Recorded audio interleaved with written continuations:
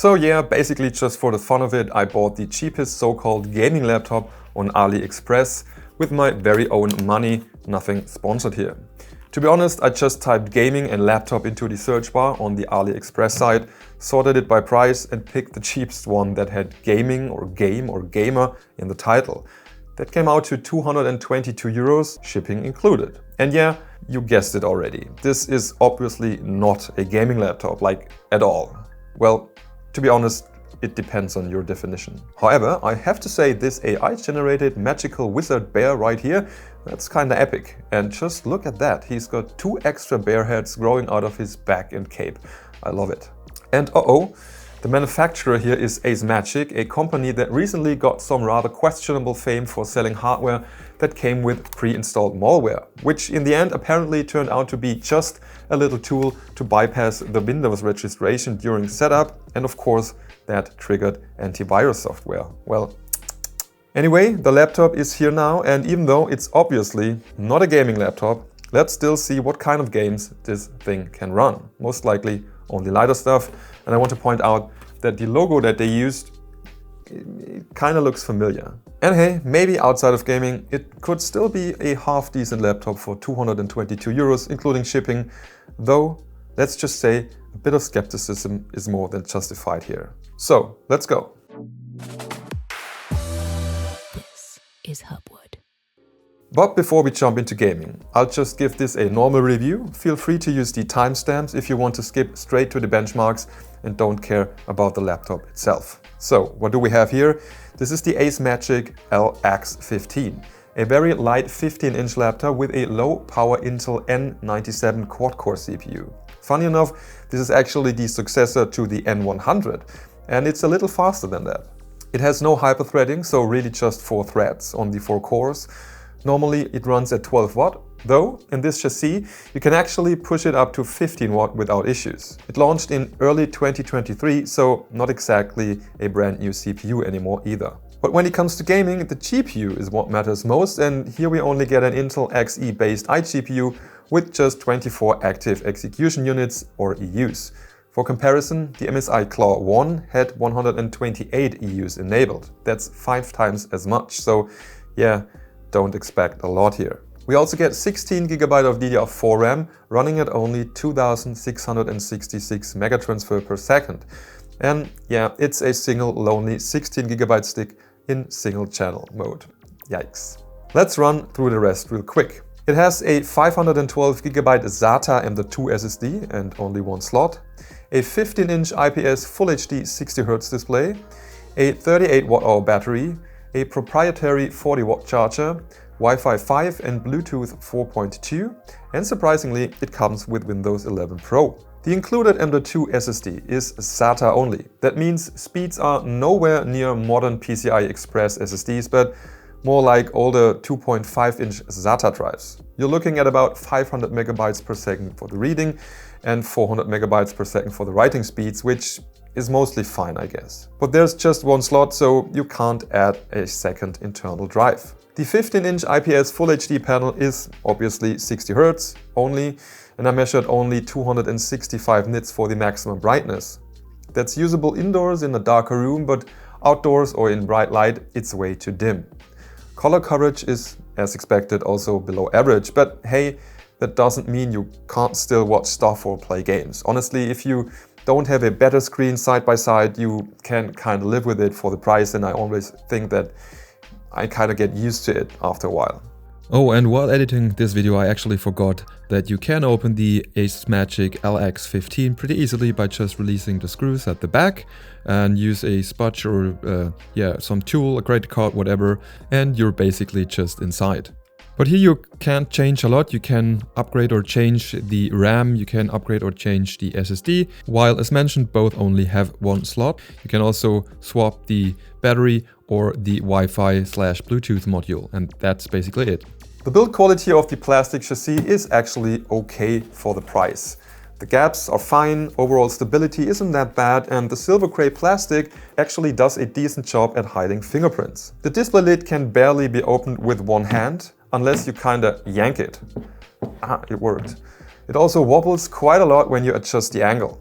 But on the plus side, look, It does fold all the way back to 180 degrees, like almost. But to be honest, the hinge doesn't inspire much confidence. The back of the chassis even bends along with it quite a lot. The laptop weighs just 1,553 grams and 1,712 grams with the small charger. And it's about 18 millimeters thick, not the thinnest thing ever, but not chunky either. Thanks to the low weight, definitely portable. The keyboard honestly feels and sounds terrible. It's just cheap plastic. But typing on it actually isn't that bad. Sounds worse than it is. And hey, it has a full numpad with big keys. Nice.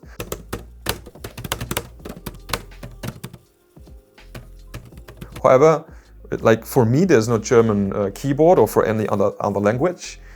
If you don't know the layout by heart, you'll need to use one of these included rubber covers, and they actually fit quite nicely on here. That gives you the layout of your choice and some water protection, but it's not exactly great to type on that. And no, it's not backlit either. The touchpad is okay for the price range, not my favorite, but it does its job and works. You do need to press pretty hard for clicks though, and multi-finger gestures sometimes just didn't register.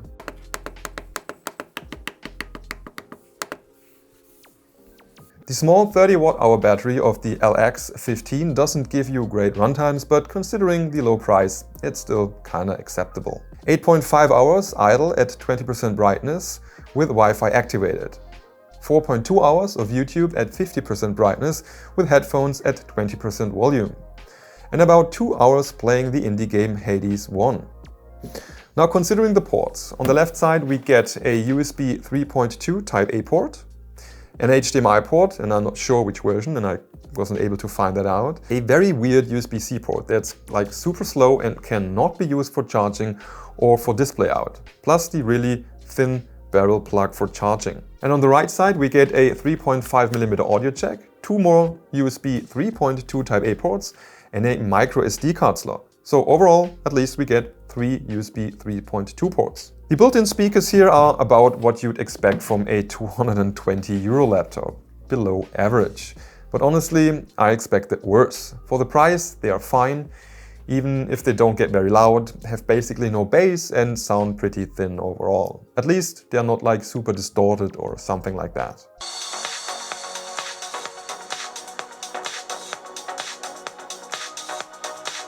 The built-in 720p webcam, well, it has a kill switch, and yeah, it is there and it works. See for yourself. By the way, this is what the integrated 720p webcam looked in good lighting conditions, and this is what it sounded like when I was typing on the keyboard. The built-in fan here is actually pleasantly quiet almost all the time. That's the benefit of a 12 to 15 watt N97 chip. Nothing gets hot and the single fan often just turns off completely, and that's great. Noise levels barely go above normal room level. Only under full load you will hear a soft whoosh. I didn't even care measuring it decibel-wise. Alright, time for the performance. As mentioned, the N97 usually runs at 12 watt, which it does here too. But you can overclock it to 15 watt in the BIOS pretty easily. I did that and we can compare the results. In Cinebench R23 I got 2605 points for the multi-core test and 968 for the single-core test at 12 watt. At 15 watt it jumped to 2984 for the multi-core, and that's almost 15% more, and 975 for the single-core. That's fine for normal Windows usage, but modern Core Ultra 5 or 7 and Ryzen 5 and 7 chips usually push well past 10,000 or even 20,000 for the multi-core and around 1,600 to 2,000 for the single-core score or even more. In PC Mark X I saw 3,250 points at 12 watt and 3,384 at 15 watt. Just 4% more here. That's probably mostly limited by the slow SSD and the slow RAM. I'll skip Blender and Premiere Pro here, but for normal Photoshop tasks, the LX15 is still usable, as long as you're not working with massive files, I guess. Overall, you really kind of notice that the OS, so Windows, isn't as snappy as on more modern machines. It's fine for basic stuff and undemanding users, but it does lag here and there when the CPU gets busy with updates or installs. Booting into a ready-to-use Windows when it's turned off took around 35 to 40 seconds. Okay, now let's finally talk about gaming on the Acemagic LX15. The 3D Mark Firestrike score was just 1322. Really weak, and a clear sign this thing won't run much. Even in 3D Mark Night Raid, it only scored 5595 points. So first up here is Apex Legends at 720p with the lowest settings and with dynamic resolution scaling targeting 45 FPS, which still isn't reached. Only 34 FPS on average with very weak 1% lows of just 10, resulting in bad frame times and lots of stuttering. The whole thing looks super muddy and really not seriously playable. The 15W are basically fully used here and the CPU is maxed out and actually the bottleneck, since unlike the iGPU, it's running at 100%. BioShock 1 actually runs pretty decently here at 900p with medium settings. I think you can definitely still play that way. It's a classic anyway, if you don't know it, go play it. I had about 58 FPS on average, even though FPS sometimes dropped into the mid-30s. The 1% lows got wrecked because of a longer freeze during a cutscene, otherwise it was totally fine. So yeah, I think that's actually a good result. Sure, it's an old game, but hey, it's a game. Again, CPU utilization at 100%, but this time frame times were very usable. Fortnite I tested in performance mode with low settings at 720p and, well, it ran, but not really smoothly.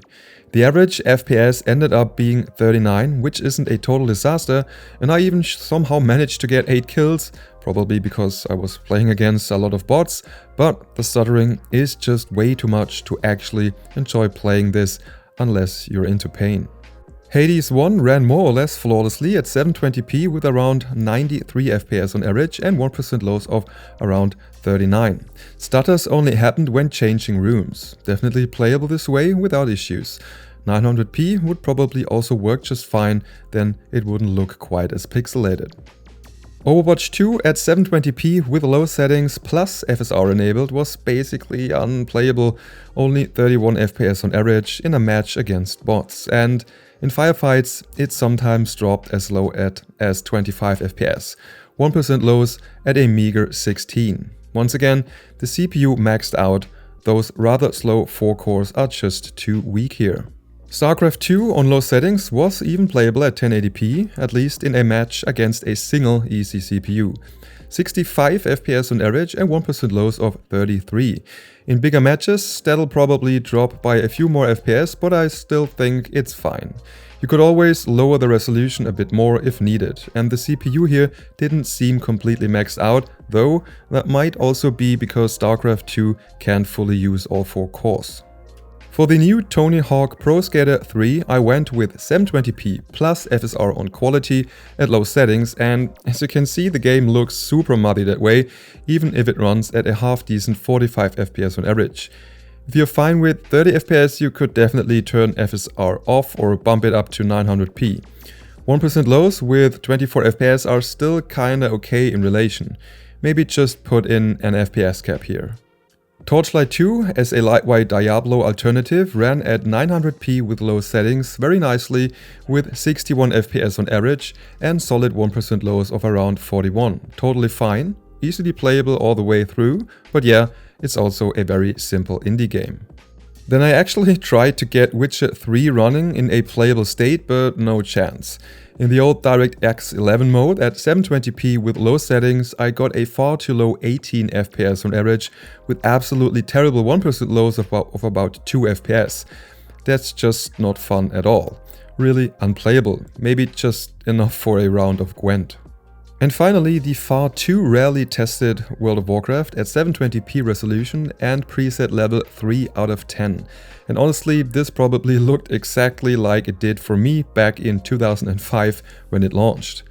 Depending on the zone, I got around 45 to around 80 FPS. Of course, you can definitely play like that if you want. In raids, you'd probably have to drop the graphics even further, but since I don't currently have an active subscription, I can't test that right now. So yeah, as expected, you can game on it, but only with really old titles, super light games or indie stuff. Basically, around 2010, this would have been a mid-ranged gaming laptop performance-wise. Otherwise, for 220 euros, it's not a total disaster. I wouldn't exactly recommend laptops in this price range in general, But if you still want to check it out, the AliExpress link is down in the description. For everyday use, like office work or some Netflix or YouTube streaming, it's actually usable. Maybe for a vacation, first laptop for kids or your grandparents. At least it is pretty light, very mobile, super quiet, and I mean, it comes with Windows 11 Pro pre-installed. And that's already all for today. If you enjoyed the content, make sure to leave a like or subscribe to the channel for more laptop stuff. Thanks for watching. See you next time. Bye bye and tschüss.